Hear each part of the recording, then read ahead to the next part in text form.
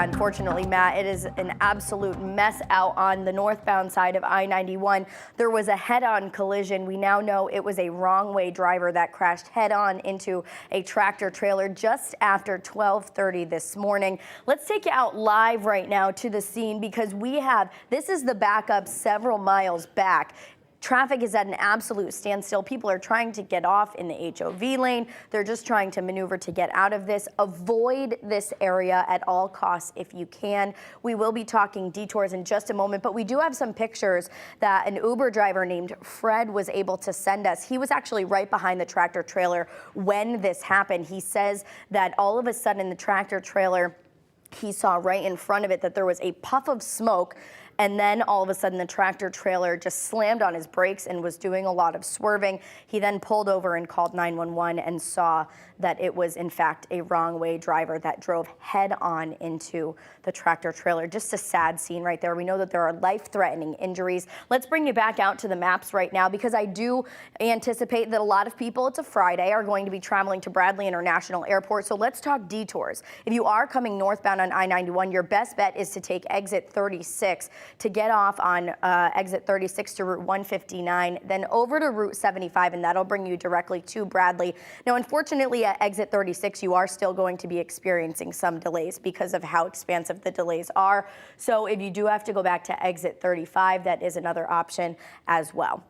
Now let's talk about witnesses. If you did happen to witness this, we have already talked to one, possibly even a second Uber driver, whether you are driving in an Uber or you were just out on the roads at this time. Contact Michael Dean with State Police, michael.dean@ct.gov, or call that phone number on your screen, 860-534-1098, if you have any information about this crash. Also, if you have any photos or dash cam video, they are urging you to contact them. Throughout the rest of the state, things aren't looking too bad.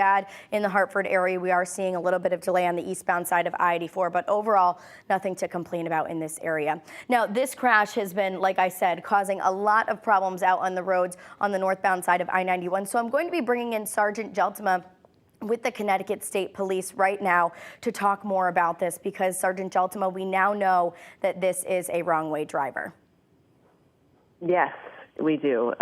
It was reported to Troop H. We had a bunch of witnesses that called in, and shortly after we had the witnesses calling into Troop H on 911, the vehicle ultimately ended up hitting that tractor trailer head on.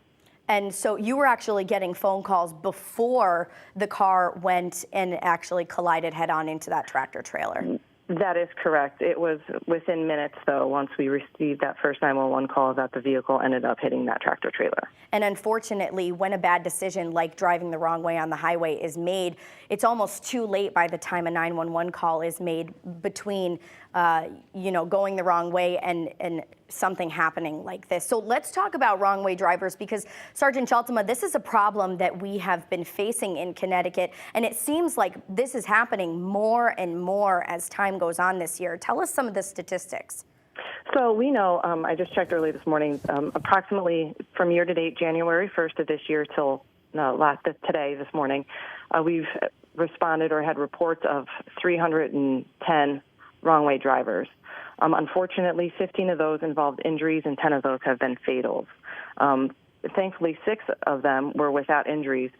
We know our state troopers do a phenomenal job of getting these wrong-way drivers off the road if they're able to stop them before they get into any accidents, and they provide safety to the rest of the citizens that are traveling on the highways.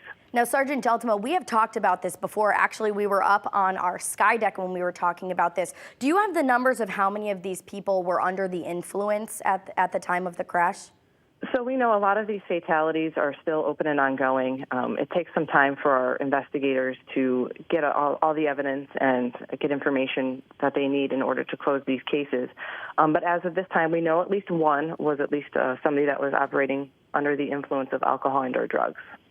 Now, let's talk about some tips for people, because if you do find yourself in a situation where you do have a vehicle coming towards you, but there are other cars on the road, what is the best bet to really save your life? So we encourage people traveling between 11 p.m. and 3 a.m. to utilize the right lane or the center lane. We know that wrong-way drivers tend to believe that the left lane is the right lane since they are traveling the wrong way on the highways. If they see anything, to call 911 immediately. provide a location, and give themselves some safe distances. We also know being mindful while driving, be aware of your surroundings, staying off your phone, and not be distracted will help if you can see anything that's coming towards you traveling the wrong way. Sergeant Cheltman, we really appreciate you taking the time to reach out to us. We do know at this time there were life-threatening injuries. We'll hope to get an update coming up.